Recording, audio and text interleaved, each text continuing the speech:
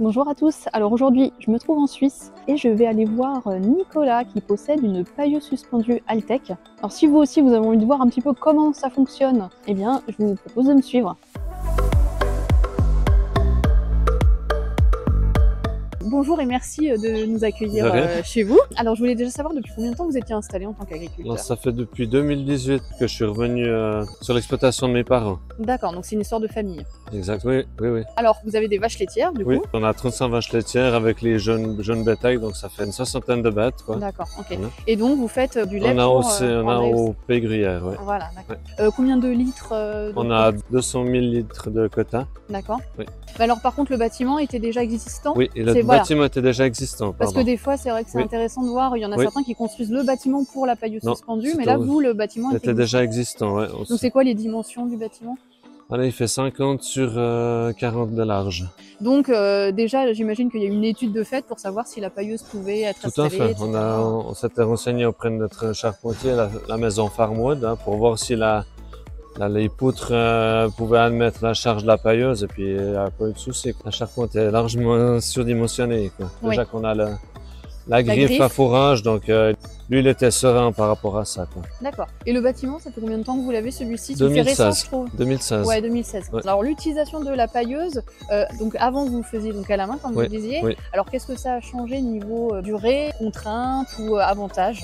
Alors déjà un confort de travail, point de vue santé, quoi, c'est physique, c'est ça. Et puis avant on mettait une balle ronde une fois par jour, que maintenant on fait 2 fois par jour. On va peut-être plus pailler de façon localisée. En général c'est quoi, matin, soir ou... Exactement, une fois que les bêtes sont en train de manger, on fait la paille. On préfère ne pas faire la paille lors de la traite. Et alors l'utilisation des bottes, combien vous en utilisez par jour? Sur toute la longueur du bâtiment, on peut dire une botte par jour. Pour revenir sur la pailleuse, elle est donc à peigne.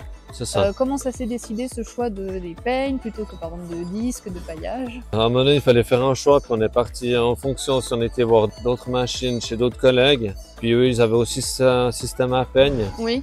Donc voilà, ça fait pencher la balance de ce côté-là. Oui, de voir en démo une machine. Voilà. Et justement, pour la qualité de la litière, vous trouvez que voilà, c'est uniforme, c'est. Oui. Il y a un petit coup à prendre lors de la manipulation de la machine. Elle n'est pas autonome, il faut quand même la faire travailler comme on veut pailler. Mais non, le lit de paillage est parfait, non? C'est très bien. Alors justement, pour la prise en main, parce que vous parliez de ça, vu que c'est quand même encore récent, mais est-ce que vous avez peut-être des astuces ou des conseils pour l'utilisation? Oui, c'est une machine simple. C'est des manettes avec des distributeurs hydrauliques. On a toujours une autre personne qui vient pour faire le dépannage pour la traite. Oui. Il a été doucement au début et puis il fait aussi bien la paille que moi. D'accord, donc déjà le fait d'avoir une autre personne qui vienne, ça perturbe pas Non, du tout.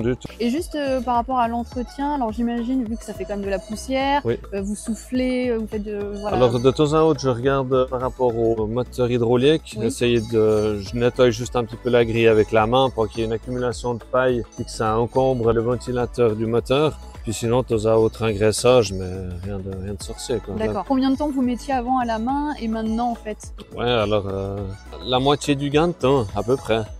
Si la botte se défait super bien, en l'espace de quart d'heure, 20 minutes, la paille, elle est faite. D'accord. C'est surtout la force physique qu'il fallait. Le temps, c'est pas forcément ça qui a joué? Non, mais c'est plus la pénibilité du travail. Ouais, d'accord. Très bien, merci beaucoup d'avoir répondu à mes questions. C'est très gentil de nous avoir accueillis. Il n'y a pas de quoi.